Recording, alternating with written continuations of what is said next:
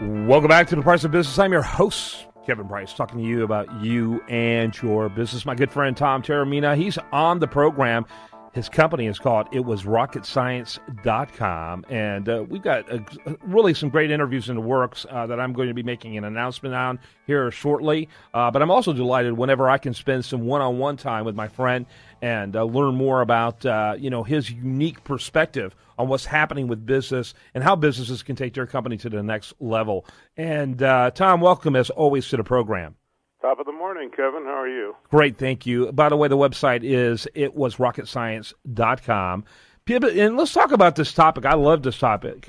Business people getting blindsided by product or service liability is a huge problem, in spite of the fact that I think we are committed as a nation to customer service in a way like we haven't been for a long time, I think, and that's only because we've had to be. And I think social media, to a certain extent, has raised everyone's accountability game. There's still a lot of shabbiness out there when it comes to products and services. Unfortunately, you're right. I do like the trend, however. That's certainly positive. But part of my work, matter of fact, quite a bit of my work these days is as an expert witness in products liability and organizational negligence.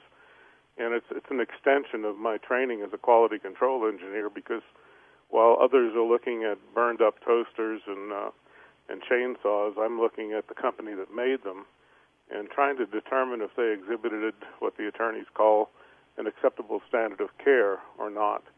So I'm looking at the companies both objectively from their quality practices, the manufacturing practices, and also from did they do everything they could to keep a defective product out of the commerce stream. Mm-hmm. And that's what I want to help our listeners with today, is to give them some tips on how to stay out of that terrible situation of lawsuits. Okay, very good. So this is really geared toward the business owner making a product or service.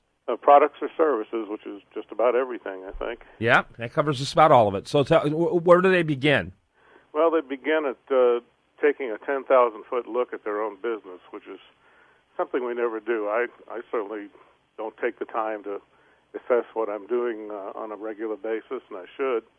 But if let's start with products. If you're building products that a consumer uses or that goes into the commerce stream somehow, look at the number of warranty claims you have. Look at the number of customer service calls you have. I clearly remember a car dealer was trying to sell me a new car, and they took me back to their service department. They said, look, we have 24 bays of service here to make sure you keep your car running right. I said, why do you need all those service bays if your cars are reliable? Yeah.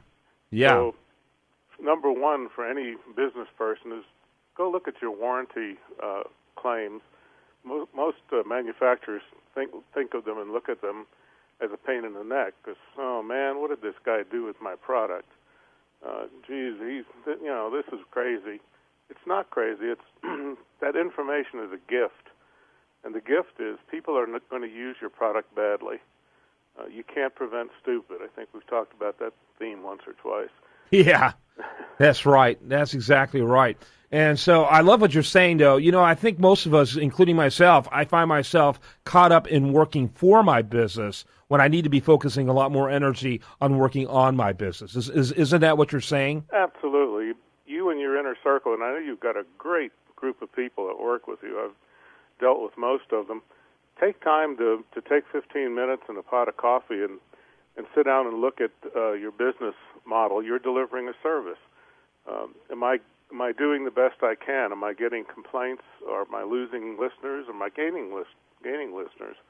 And just, once a week, take out 15 minutes and look at your own business, particularly at complaints, particularly at negative comments. They're gifts. The people may be a little bit on the fringe, but basically they're offering you information that you can't get anywhere else.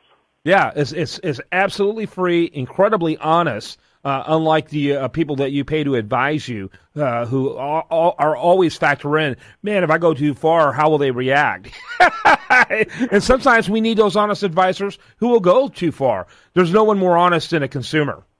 That's exactly right. And I'm one of those crazy consultants that'll that'll tell you the truth, and more often than not, it gets me in trouble. But that you just got to do that. You've got to look at that. And then the other thing that I really want to caution our listeners about is the Chinese faction, or the Chinese conundrum. I've been to Shanghai. There's companies there that do extraordinary work, and there's companies there that are in back alleys hammering things out of old fenders. And a lot of our businesses, especially holding companies I've found in my legal work, tend to want to drift towards buying commodities in China and taking an acceptable failure rate. I had one company that had a 25% failure rate in a product, and they thought that was okay, whereas 0.25 maybe okay. Ooh, wow! And the economy of it just doesn't add up. The numbers aren't there. I can show companies how to build anything in the United States and make money and compete at price points that are set by the big box stores. So it's false economy. Don't get trapped into offshoring when we have really, really good and capable workers in this country, and there are ways to make commodities at a competitive price. Yeah, and I guess we're getting more and more forced to because of that competition of international competition. Yeah, it's maybe it's forcing us into being great Americans again. What do you think? Yeah, very good possibility. So, talk a little bit about the problem of being too close to the situation in order to have that quality management taken care of. That seems to be the primary issue. It is, and most business people spend 8, 10, 12 hours a day dealing with customer, product, service issues, supplier issues, and again, we don't carve out that time to look introspectively at the numbers. Many executives run by the seat of their pants, and they do well, but at the end of the day, if you're not measuring everything that's going on in your operation, meaning that there's some significant metric of this is acceptable, this is minimally acceptable, and this is not acceptable, and everybody in the company understands those metrics and works to them, you're never going to get any better, and you may go downhill just from that. What you just mentioned, Kevin, is being too focused on the business and not on the business of the business.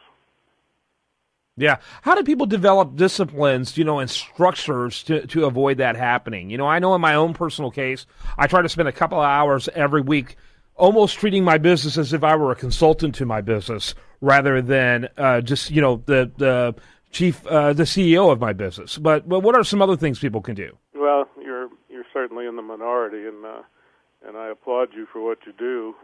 Unfortunately, it's like getting on the scale. You don't think about it until you get on the scale, and then it's, oh my goodness, what did I do this last week? Part of the, well, of course, my recommendation is to read my book. It was Rocket Science. That'll help you do it. But fabulous book, by the way. I enjoyed it. Thank you. And the other thing is to either find some coach or a consultant that you really trust that's not selling snake oil, and sit down with them and get a second opinion of what's going on. We bring a fresh set of eyes into a business with no agenda, and we can listen to your issues. What are you telling me are your key issues? But then we also hear your implied issues. What's behind the scenes? Is there some part of your business that's just sub-optimized, or are there some people there that you should help find a job elsewhere? And once you've got another set of eyes, it kind of awakens you to, I've got to do this more often. I didn't realize that old Fred over there was developing a sub-organization, and he wants to run the company, and he's diverting his energies from making a good product to being a sub-boss that we don't need.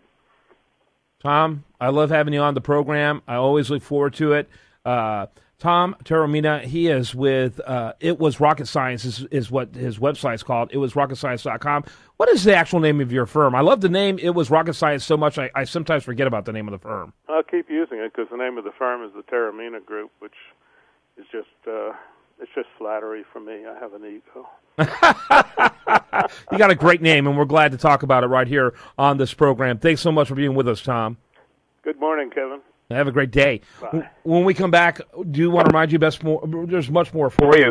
Our best content here, it shows up over there at usdailyreview.com. While they're like it on Facebook, follow it on Twitter. This is The Price of Business.